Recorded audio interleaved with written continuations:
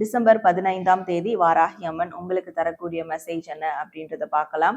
So இன்றைய நாளில் நீங்கள் உங்களுக்கு ஏற்பட்ட தடைகள், இடையூறுகள், ஒரு விதமான நெகட்டிவ் பிளாக்ஸ் இதெல்லாம் இருந்ததுன்னா அதெல்லாம் நீங்கள் கிளியர் பண்ணுற விதமாக, சரி செய்கிற விதமாக ஒரு விஷயத்த நீங்கள் மேற்கொள்ளணும் அப்படின்றாங்க. அது என்னன்னா, வாராகி அம்மன் தாயே போற்றி, இல்லை ஓம் வாராகியே நமோ நம, ஓம் நமோ வாராகியே நம.